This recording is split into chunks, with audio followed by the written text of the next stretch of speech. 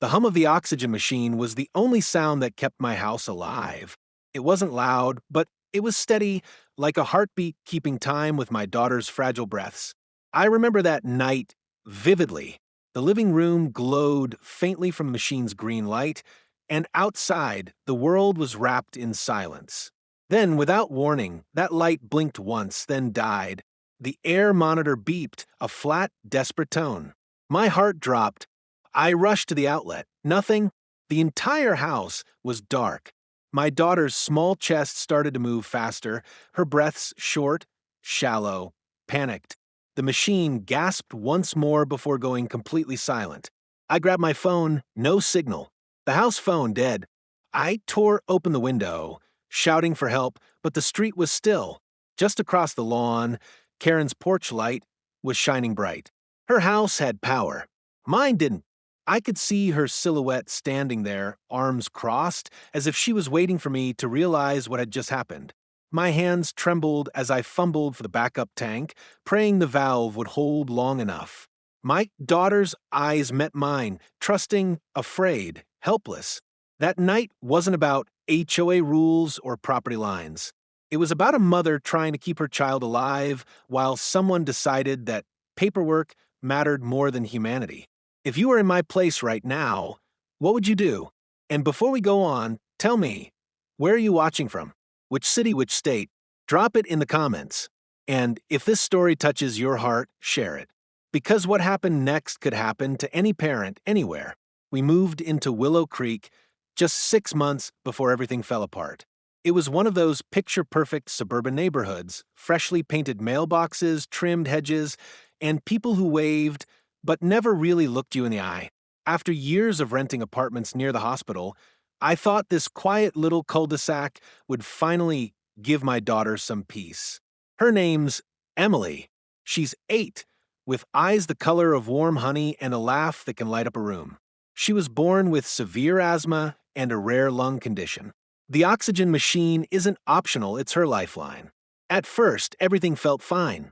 The mornings smelled like fresh-cut grass, and the sound of sprinklers was oddly comforting. Neighbors smiled politely. The HOA sent their welcome packet stuffed with community guidelines about lawn height, trash bins, and paint shades, but nothing unusual. I followed every rule. Every one. I even joined their online group where most people posted about bake sales or lost pets. And then there was Karen. Karen was the HOA president. Mid-50s, always in pastel sweaters, with that expression people wear when they think they're better than you but pretend it's kindness.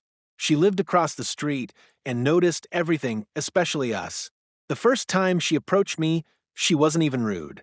She smiled tightly and said, "Just so you know, we prefer that no medical equipment be visible from the street." I explained it was inside, not outside. She nodded, but her eyes lingered, cold, judgmental. From that day, little notes began showing up on my door. Noise complaint, humming sound after 10 p.m., violation, unapproved installation on the exterior wall. It was the oxygen compressor vent. Each message chipped away at my peace. I remember thinking, she can't possibly mean harm. It's just misunderstanding. But I was wrong. Karen wasn't misunderstanding anything. She was watching, waiting, and planning her version of order. It happened on a Thursday afternoon, warm, quiet, deceptively peaceful. I had just helped Emily settle onto the couch, her oxygen machine humming softly in the corner. The air smelled faintly of disinfectant and lemon cleaner. Then came a knock, sharp, impatient, the kind that says, "Open up now." I opened the door, and there she was, Karen, standing with her HOA clipboard pressed to her chest like a badge of authority. Her smile was tight, her tone polite enough to sound legal, but sharp enough to cut. "Good afternoon," she began. "We've received multiple complaints about a mechanical noise coming from your property. Apparently, it's disturbing the neighborhood's quiet hours." I looked at her, confused. "You mean the oxygen machine? That sound is my daughter's life support. It's not a lawnmower or music, it's medical." Karen didn't even blink. She adjusted her glasses and replied, "I understand, but rules are rules. HOA regulations strictly prohibit continuous mechanical noise between 10 p.m. and 7 a.m. Maybe you could turn it off at night? Turn it off. Turn it off. Those 3 words hit me like a slap. I felt my pulse rising, my throat tightening. I tried to stay calm. Ma'am, if I turn that off, my daughter could. She interrupted with that same rehearsed tone. Then maybe you should consider moving somewhere less restrictive. We have to think of everyone's comfort. I wanted to scream, but Emily was watching from the couch, small, fragile, breathing through plastic tubing. So I swallowed my anger, forced a smile, and said quietly, "Please just don't come here again." Karen nodded, scribbled something on her clipboard, and walked away, her heels clicking against the pavement. That was the moment I realized this wasn't about noise, it was about control. And Karen had just drawn her first line in a war I didn't know we were fighting yet. Within a week, everything changed. The neighborhood that once smiled and waved suddenly looked through me like I didn't exist. Conversations stopped when I walked by. The moms who used to wave from their minivans now avoided eye contact. Even the kids who used to play with Emily, crossed the street when they saw her wheelchair. It was like someone had quietly flipped a switch and we were no longer part of Willow Creek. At first, I thought I was imagining it. But then came the whispers. At the grocery store, 2 women from down the block stood near the produce section, their voices low but sharp. "That's the family Karen's been talking about," one said. "Yeah, the ones with all the noise at night. She said it's disturbing everyone's sleep." I froze. The noise they were talking about was the rhythmic hum that kept my daughter alive. My face burned with anger, but I stayed quiet. Confronting them wouldn't change their minds, not when Karen had already poisoned the well. Even the mailman started leaving letters halfway out of the box, as if touching our gate might break some HOA code. The final straw came when a pink envelope appeared taped to my front door, an official notice of violation. Karen's signature was at the bottom, written in bold cursive, "Noncompliance with HOA noise and property regulations." That night, Emily asked me a question that shattered me. "Mom, why don't they like us?" I didn't have an answer. I just knelt beside her, brushed the oxygen tube gently from her face, and whispered, "Some people don't understand what kindness means." But deep down, I knew this was no misunderstanding. It was the start of something deliberate, cold, organized, and cruel. And soon, Karen would take it far beyond letters and whispers. The HOA meeting was held on a Sunday evening inside the community hall, a spotless, echoing room that smelled like fresh paint and power. Folding chairs in neat rows, a long table up front, and Karen seated right in the center like she owned the place. Her pastel cardigan matched the HOA banner behind her, Willow Creek, a peaceful community. The irony burned in my throat. I took a seat near the back, clutching a folder of Emily's medical documents, doctor's notes, machine permits, everything. People filled the room slowly, murmuring under their breath. No one looked at me. No one said hello. I wasn't a neighbor anymore. I was a problem to be discussed. Karen cleared her throat and began in that condescendingly calm voice. "Tonight, we'll be addressing ongoing complaints regarding a continuous mechanical disturbance originating from Lot 14. Every head turned toward me. She smiled sweetly, like this was just business. "We value everyone's comfort and expect all residents to follow noise regulations." I stood up, heart pounding. That sound is my daughter's oxygen machine. It keeps her alive. I've provided letters from her physician and the manufacturer. There's no other option. Karen tilted her head, pretending to sympathize. "We understand your situation, truly, but our bylaws apply equally to all residents. Exceptions create disorder." A man in the front row raised his hand. "Can't she move the machine to the garage or something?" Laughter rippled quietly through the room. My chest tightened. I tried to steady my voice. This isn't about rules. This is about decency. About a child who deserves to breathe in her own home. Karen smiled again, this time colder. "Please note that emotional appeals, while understandable, don't override policy." She tapped her pen. "If the disturbance continues, further action will be taken." The gavel hit the table thud. Meeting adjourned.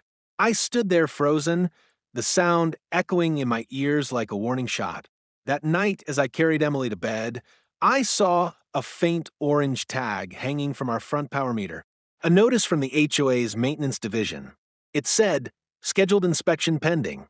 I didn't realize it then, but that tag was the beginning of the night everything would collapse. It was past midnight when the storm rolled in. The wind rattled the shutters, rain hammered the porch, and thunder cracked so loud it made Emily jump in her sleep. I sat beside her, watching the soft rhythm of her breathing as the oxygen machine hummed its steady lullaby. That sound was my comfort, proof that everything was still okay. Then, without warning, the lights flickered once, twice. Then darkness swallowed the house whole. The hum stopped. The air went still. For a split second, the silence was deafening.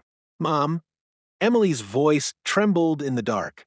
"It's okay, baby," I said, fumbling for the flashlight. But my hands were shaking too hard. I pressed the machine's restart button. Nothing. The backup battery light was red. The entire system was dead. I ran to the window. The street was glowing faintly from a few porch lights, Karen's house among them, fully lit, power untouched. Her blinds were open, just enough for me to see her standing there, arms crossed, staring directly toward my house. No phone, no panic, just watching. I grabbed the portable oxygen tank from under the cabinet, praying there was still pressure left. The gauge needle hovered in the yellow. "Hold on, baby," I whispered, connecting the tube to her mask. Her breathing steadied slightly, but the hiss from the tank was weak, fading. I ran outside barefoot, rain soaking my clothes, heading straight for the power box at the side of the house. A metal lock hung from it, brand new, silver and cold. My stomach turned. The HOA's inspection tag from earlier was still taped beside it, now smeared with rainwater. I pounded on Karen's door. "Karen, the power's out. My daughter needs that machine. Open up." She appeared behind the glass, her face calm, untouched by the storm. She mouthed the words slowly, deliberately, "Rules are rules." Then she shut the curtain. I stood there in the rain, shaking, the oxygen tank hissing its final breath behind me, knowing this wasn't an accident. It was punishment, and my child was paying the price. By the time the paramedics arrived, the storm had passed, but the air inside our house still felt suffocating. The backup oxygen tank had run out minutes before they came. Emily was limp in my arms, her skin pale, lips trembling blue. I screamed her name again and again, praying for a miracle. The EMTs worked fast, mask tubes, pulse check, compressions, then a faint sound, a single gasp. She was breathing. Barely, but breathing. At the hospital, I sat in the hallway soaked to the bone, shaking, watching nurses wheel her into emergency care. I could still hear the echo of that machine's silence in my ears. That awful, hollow silence. A doctor came out after what felt like forever, his tone grave but calm. "She's stable for now. Severe oxygen deprivation. But you got her here, just in time." I nodded, but tears blurred everything. The relief hit me like a wave, and then came the rage. How could someone knowingly do this? This wasn't a storm outage. Karen's house never lost power. I saw her lights. She saw me. 2 police officers showed up later that morning to take a report. One of them, a younger officer with kind eyes, asked, "Ma'am, do you have any reason to believe someone tampered with your power line?" "Yes," I said, my voice shaking but firm. "It was my neighbor. She's the HOA president. She had it locked." They exchanged looks. "Do you have proof?" "Not yet, but I had a gut feeling deeper than proof. Karen had crossed a line no decent human being ever should. That night, I sat beside Emily's hospital bed, her small hand in mine, the rhythmic hiss of the oxygen machine now louder than ever. For the first time in my life, I didn't just feel scared. I felt a fire rising inside me. Because I realized something simple but powerful. Kindness doesn't always stop cruelty. Sometimes you have to fight it head on. The next morning, I went home to find a thin yellow tape stretched across my front yard. "Do not tamper. Utility investigation." My stomach turned as I stepped over it. The air smelled faintly of burned wiring near the side panel. I crouched down, flashlight trembling in my hand. The lock on the power box was still there, but the screws looked freshly scratched, the metal slightly bent. Someone had pried it open before sealing it again. And the new padlock? The same brand Karen's husband sold at his hardware store downtown. I took photos, every angle, every mark, every tag. I wasn't letting this disappear into some HOA cover-up. Then I called the power company, and their technician confirmed my worst fear. Ma'am, your power was manually disconnected from the junction box. This wasn't weather damage. That line hit like a gunshot.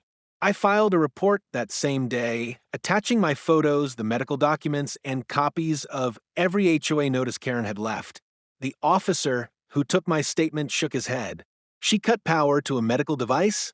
That's felony negligence if we can prove it. Later, one of my neighbors, Mrs. Lewis, a quiet woman who usually kept to herself, knocked on my door. Her hands were shaking as she held out her phone. "I don't want to get involved," she whispered, "but I saw something that night. On her security cam footage, you could clearly see Karen and another HOA member walking toward my side gate around 11:40 p.m., flashlights in hand. Minutes later, my lights went out. That was my proof.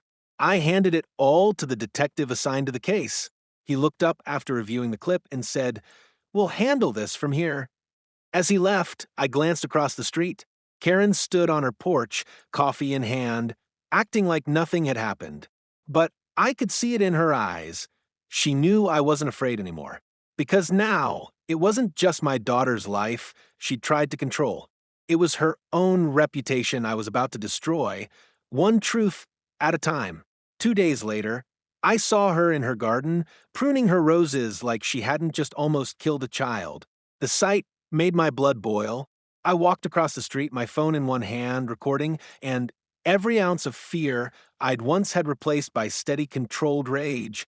She looked up as I approached, that same rehearsed smile sliding into place. "Well, if it isn't our neighborhood troublemaker," she said lightly. "Feeling better? I heard your little machine was causing quite the scene." I stopped a few feet from her gate. "You cut the power, Karen. Don't play innocent. I have video proof." Her smile faltered for the first time. "Excuse me? You and Bob. Flashlights. The night my daughter almost died, you were seen on camera at my gate." She blinked fast, her composure cracking. "That's ridiculous. We were just doing an HOA inspection after the storm. An inspection at midnight? During lightning? On one house? You didn't inspect yours, though. Your lights never went out." Her eyes hardened. "You think you can come in here with accusations and threats? You signed the same rules as everyone else." I stepped closer, my voice low but trembling with emotion. "My daughter's lungs don't follow your HOA schedule. She doesn't breathe by permission of your rules." For a moment, she didn't speak. Then she folded her arms and hissed, "Maybe people like you shouldn't live in communities like this." I exhaled slowly, holding her gaze. "Maybe people like you shouldn't be allowed to run them." Before she could respond, a police car turned the corner. 2 officers stepped out, walked up her driveway, and handed her a notice, "Official investigation of criminal negligence." Her face went pale. The neighbors peeked from their windows, whispering, cameras raised. I didn't say another word. I just turned and walked home, the same machine hum echoing from Emily's room through the open window. Steady, alive, defiant. For the first time in weeks, I felt air fill my lungs freely. Justice wasn't finished yet, but it had finally begun to breathe. The investigation spread through the neighborhood like wildfire.